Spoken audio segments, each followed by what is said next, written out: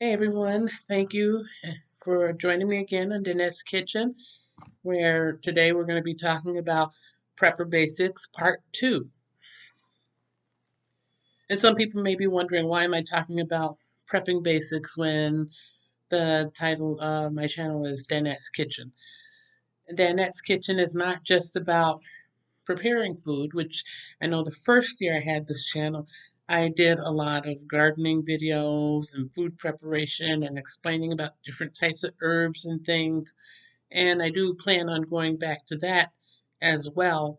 But there are some other things that are going on in the community, as we all know, which kind of need our attention right now so that we can prepare ourselves in all ways for what's happening.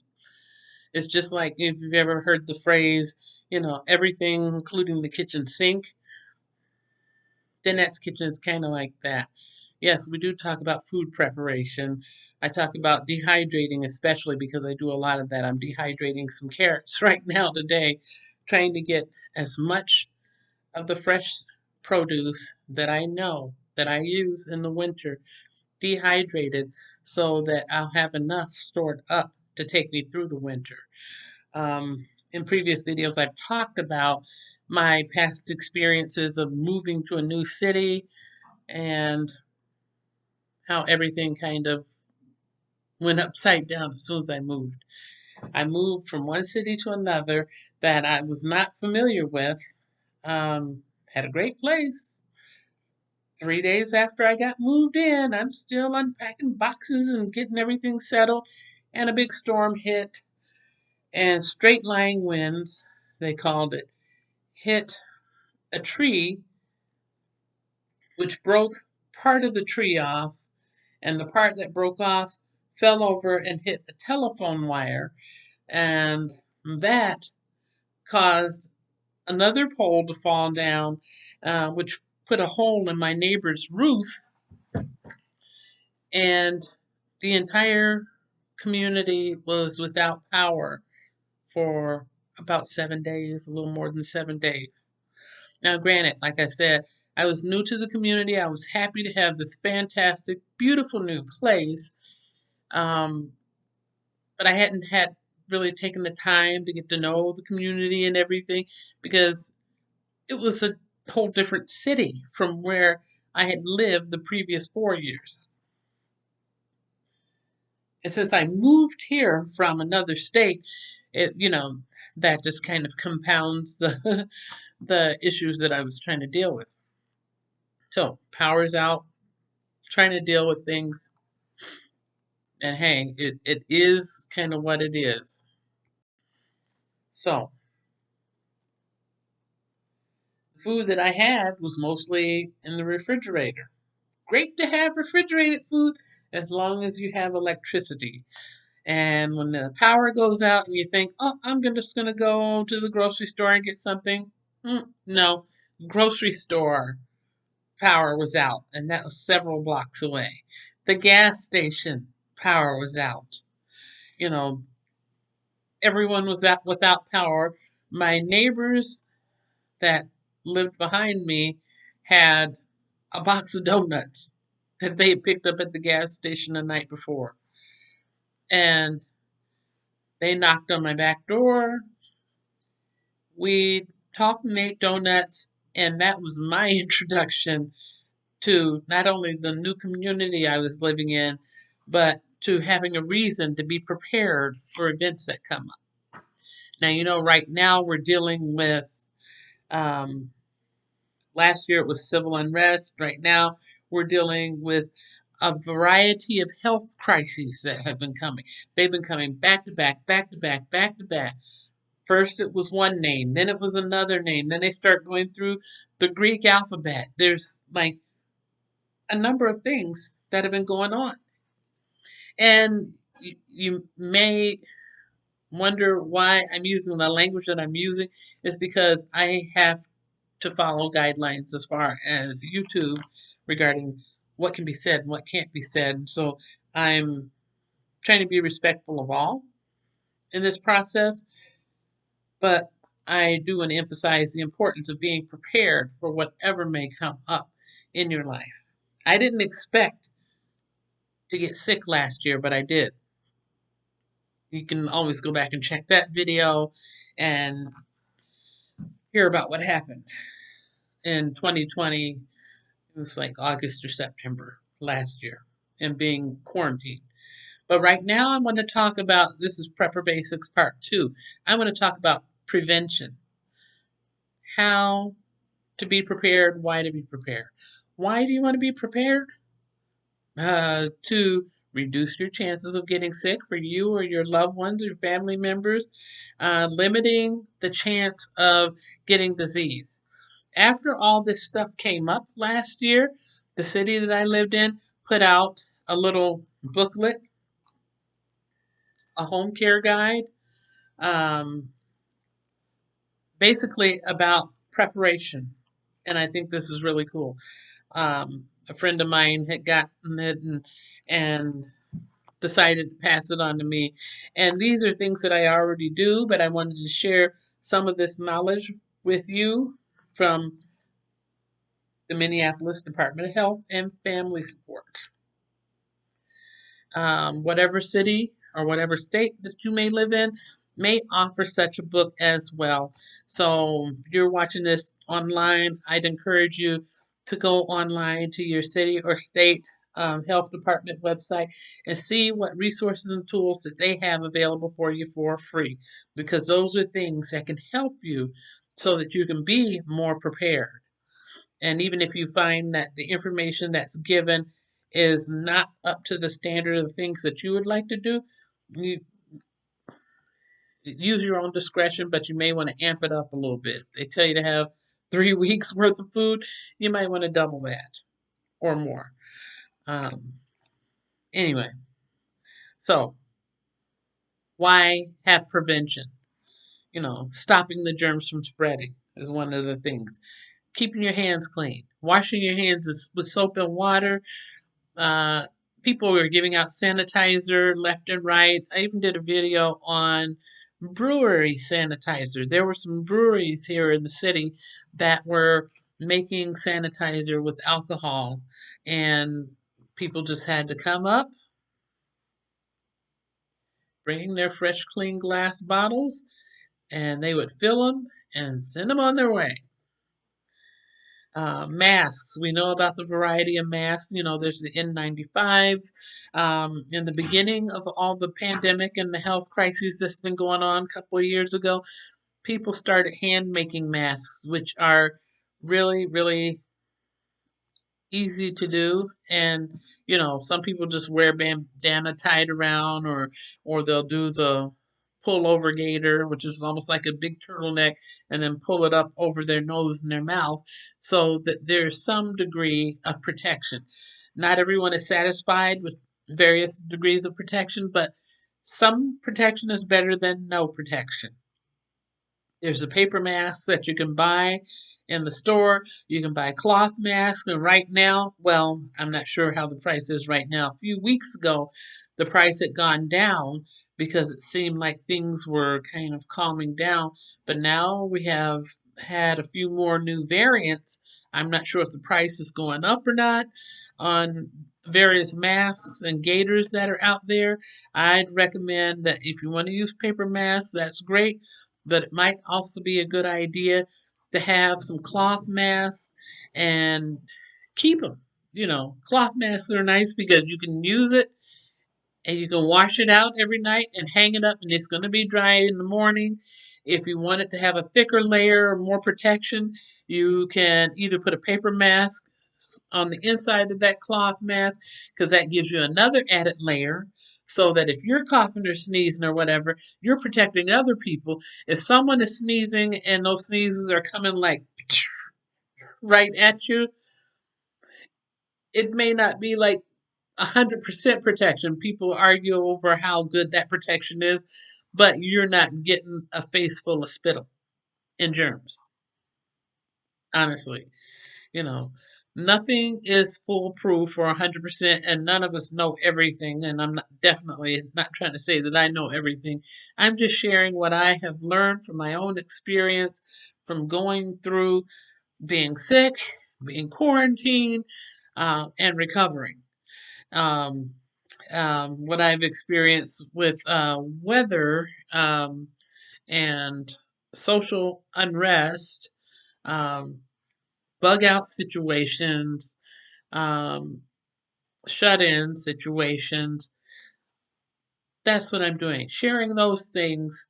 And yes, food is essential because you're going to need food and water to live.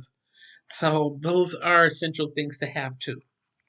But today I just wanted to talk about, being prepared as far as protecting yourself and your loved ones from the spread of germs and disease, according to the health department of my city. You cough and you sneeze, you definitely want to cover it. You don't want it to just. And if you have a mask on, I've seen people have a mask on, pull the mask off and cough or sneeze and then go, oops, and put the mask back on. Please just keep the mask on if you're going to cough or sneeze. I know that people don't want to have those germs caught in that mask as either, but let's be respectful of each other by keeping it covered. And you can always cough in your elbow, your inner elbow area. That way you're not coughing or sneezing in your hand. If you do it in the inner elbow area, then when you go to touch a doorknob or something, you're not transmitting that germ those other places. Stay away from other people if you feel like you're sick. If your kids are sick, keep them home from school. If there is a rumor going around that there's kids in the school that may have the Rona or something else, check with the school. Check with the school nurse office. Check with the principal of the school. Why is there no announcement being sent out to the homes? If you're finding it out from another parent or whatever and you have kids in the school, what's really going on? Because the health and the safety of all the children and adults in that school deserves to be recognized. If you know other people are sick, please just avoid contact with them. And I understand people get sick and then someone says, "Oh, but they need food. We need you to drop the food off to them." Well, if that's going to be the plan, and if the person is having breathing difficulties or whatever, and mobility difficulties, you can drop the food off with them. Make a plan with them, send them a message through the internet, or if you're able to video chat with them or send them a text message through their phone. Hey, at 11 o'clock on Monday, I will be dropping off your food. If you can leave a chair, a small table, an empty box or something outside your door, that would be really helpful. Just leave it outside your door, close your door. I will drop off your food and I will knock and then I will back away. When I knock, count to 10 and then open the door. Then at that point, you could be 6 to 10 feet away. And so that way you can visibly see that person open their door to get their food to know that everything is all good.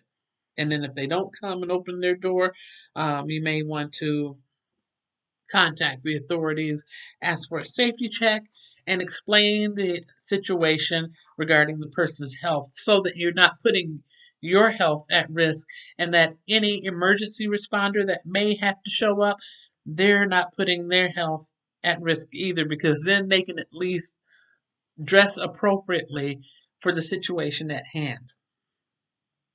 So do your best to try to stay healthy, eat healthy, good, nutritious food. I know we love to go out and have our junk food. We love, love, love our junk food. I love junk food too. I'm not just talking about like ice cream and chocolate and cookies and, you know, I love the fried chicken. I love a lot of stuff that probably isn't in the best interest for me to eat. So I'm not saying you can't eat those things. What I'm saying is try to eat as much nutritious food as you can possible. Eat more of your fruits and vegetables. If you spend more time in your kitchen preparing your meals rather than getting the fast food burgers and things, you know, it helps to improve your health, and you want improved health so that you can have more mobility and not have your arteries all clogged up. If the health department sends out a notification, sometimes they'll do it through the phone or on the news or whatever. Take heed to whatever they're saying because it's important information and it could be really, really instrumental in helping you and your family to stay safe. Um, there's other things that you could do that some people are opposed to, so I won't get into talking a whole lot about immunizations and vaccinations and things like that.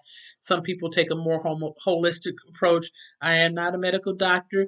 I am not intending on dispensing medical advice. I'm just sharing with you that, some people get the seasonal flu shot. Some people are allergic to the flu shot. Some people are allergic to thimerosal. If you don't know what thimerosal is, I'd highly advise you to look it up. So, keeping your hands clean, eating nutritious food, exercising. It doesn't mean that you need to go out and run a marathon every couple of weeks, but move your body as much as you can. And if you have limited mobility, make sure you take time every day to do some things that challenge your mobility a little bit. Don't do anything to the point where it hurts, but do continue to move your body and try to challenge your own mobility so you can stay um, as strong and as limber as possible. If you have difficulties with that, contact your doctor. Ask if there is some physical therapy or occupational therapy or some sort of exercises that may be helpful for you. Because if you ask, you'd be surprised what you can get. There are actually um, physical therapists and occupational therapists. I've experienced some PT sessions from a variety of places because I used to be a runner in the past and slipped and ended up with sciatica, which is extremely painful. Um, and so going through the physical therapy, I found that it was really helpful to me to increase my mobility. So I asked the PT therapist um, if I could have a printout of every exercise that they thought would be helpful to me so I can use it like homework. And that's what I have now. I have all of those things. And now to this day, the place where I went to get my physical therapy done, it's closed now. Then they've torn up the PT pool and all that and moved way further away from me. But I still have those exercises and I can do bits and pieces of those exercises every day, which has helped me to keep my mobility, um, which is pretty amazing because otherwise things might be a lot more difficult for me. One more thing, that I want to say before I end this video today is be ready for whatever may come up. Prepare a household emergency plan. Um, if you have prescription medications, stock your medications up. If you can ask your doctor for 3 months worth of medications at once, see if you're able to do that. I know they're more likely to do that if it's a mail order pharmacy type deal. They'll give you 3 months at a time. If you're walking up to the window, they usually just want to give you 1 month at a time. If your prescription medication is a narcotic, though, they will only give you 1 month at a time. Learn and practice how to take care of those that are sick in your household. If you have people that regularly get the flu or whatever, or feeling sick, have a thermometer. so that you can take temperatures. I mean, and it's nice if you can have one of those that boop on the forehead or whatever.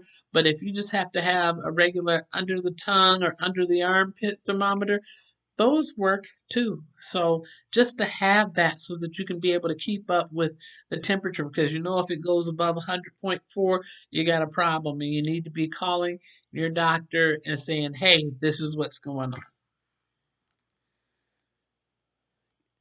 Get copies of any important documents that you need to have in your home in case they're needed in the event of an emergency, whether it be medical information, copies or list of your medications, um, copies of your driver's license, state ID, other things like that. Because if something were to come up and it ended up being a bug out situation, which we'll talk about in another video, you want to be able to have a copy of that information together so that you can grab it and go. So it's very important to have those things prepared. And if you're going to work and you're not feeling very well, you're feeling all queasy, it may be important to stay home on those days too. And I understand that it's difficult right now with a lot of jobs because there's a lot of people that have, for one reason or another, are no longer working. Some may have just decided that they don't want to work anymore. Other people may have been told you have to do X, Y, Z, or as of Monday, you will not have a job. So there's a variety of reasons for what things are going on. And so that puts a lot of pressure on the other people that are still at the job. Um, but I think your job would appreciate it if you were really authentically sick. Not just saying that you're sick because you just don't feel like dealing with folks with their attitudes at your job, but if you're authentically sick, it's important to let your job know so that you can be able to take that time off and contact your doctor and see if you can get onto a plan of wellness and well care. Um, and even though this is kind of a scary subject, do remember that most people do survive illnesses during um, emergencies like this. Just be prepared to give the best care that you can to others or to have things in place for yourself. And if you're living alone and you don't have anyone for support, see if there's a United Way number that you can call in your area. United Way has, like, in my area, it's called First Call for Help. There may be a local number that you can call, or a church, or someone, or some group that if you want somebody to just check in on you and see how you're doing. So it's something to consider. I'm not saying that you have to do it because I know people really aren't comfortable with having a stranger just like showing up to their door. But it's good to know that there's someone that you can be in contact with. So if something happens, you can say, hey, I'm really not feeling that well. And would you mind calling and checking on me at such and such time or whatever? There are also some programs that are digital things that are out. Like the other day, I was talking about going to a diner and getting something to eat, and how they knew my name and how weird I thought it was because I didn't tell them my name. I didn't pay with a credit card or a bank card or anything. I paid with cash. I did go back to that place today because I was really curious, like, what's going on for real. They and I looked around very hard, looking everywhere. They did have a tiny little camera that was mounted up high between some of the signs for their menu that was placed up there. And I didn't even notice it before because it was so small. And I don't know what kind of technology is involved with that, or what kind of computer system or whatever it's connected to. But once again, they had my name and had it spelled right, Danette. So I at least felt better knowing that there was that technology and that I could see that it was there. That technology is already, out there, and we have access to that kind of technology, especially like if you want home security and you want to know what's going on when you're not at home, you thinking something's up or maybe somebody's trying to get into your place, you can get those little small cameras. And I may do a future video on that and on home security as well. Um, but just knowing that and thinking about things, and I went online and there are some digital safety programs that are available online. They have free versions and they have paid versions. Like there's one that's called Snug Safely, um, and it's an app that can be downloaded to Apple or Android phones.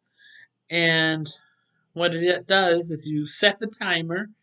You put in your information and put in a couple of emergency contacts, and you have it set for a check-in time for you every day. And they'll start notifying you 2 hours before that check-in time. Good morning, Danette. Hope you're doing well. Just, this is your early morning notice that within a couple of hours we will be we will hope to have heard from you as far as a check-in, and if we don't hear from you within that amount of time, then we'll contact your emergency contacts. And the check-in is just boom, hitting the little app thing on the phone, and then it gives you a nice quote for the day, and then everything's all good. If you don't check in, they'll give you another 2 minutes past that check-in time. That's sending another message saying, okay, we're giving this one last chance before we contact your emergency contact, and then they will contact the emergency contact. Um, that's the free version. The paid version, you get the ringy dingy on the phone, the wake up call that way. So there are some options out there that are for pay and some that are for free. And if you're living alone, or if you have a parent or someone that you really care about that's living alone, this may be a good option for them. I mean, I would even just at least, I'm not being paid by the company or anything, but I highly suggest that it be checked out as a potential option that of something that can help someone that you care about. I've known several people to live alone and to fall and get hurt, and nobody sees or hears from them for like 3 days. It's just, oh, I wonder what happened to Brother Fork. I wonder what happened to Sister Spoon. I haven't heard from them for a few days. And then when you find them, you find out that they're on the floor with a broken hip or whatever, or totally dehydrated or something much worse. But this is an option where even if they were to fall, they have that check-in time at whatever set time is chosen that they chose for themselves for morning, evening, or whatever. And within 24 hours, if that app has not heard from that person again, then it's going to notify people that something is not quite right so that the emergency contacts will come and check on that person, and that person can get the help that they need in a quicker time frame rather than being stuck for like 3 days with no food, no water, nothing but their face on the floor. I ran over a little bit longer than I expected to, but thank you for joining me today. And if you find this information helpful, I'd appreciate it if you gave me a thumbs up.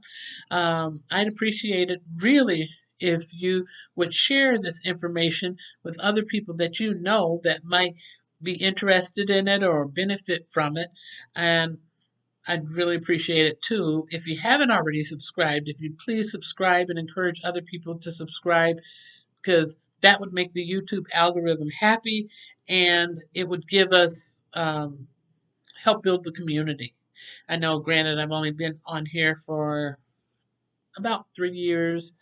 I've got more than 200 videos. I kind of stopped keeping count of the videos and things, but I do this obviously not as a way to get paid because I'm not getting paid and I don't have like oodles and noodles of people, but I do appreciate all of my subscribers and I do appreciate the people that just drop by to watch the video, even if you're not saying anything. I really would love it if you would say something though, but if you choose to not say anything, that's cool too. And I'm just happy that you're here and I hope that you will continue to join me. So I will continue going through more prepping basics, but I also would like to do some food preparation stuff too. I started doing these prepping basics because some people are really at their beginning stages of prepping, and it's really important that they know what to do and jump on it right now because we've had the supply chain issue. We see the food in the stores going up and down, and food in the public school systems it's kind of all over the place. Some schools have food for the kids, some schools don't have food for the kids. Different stores have toilet paper or don't have toilet paper, or they may have soy sauce or not have soy sauce, or whatever the deal is. So, trying to get us all kind of up to speed so that we're in the same place. So, 1 or 2 days out of the week, my plan will be to do prepping basics to help people get caught up. I also plan on doing a day or two of food storage and rehydrating food.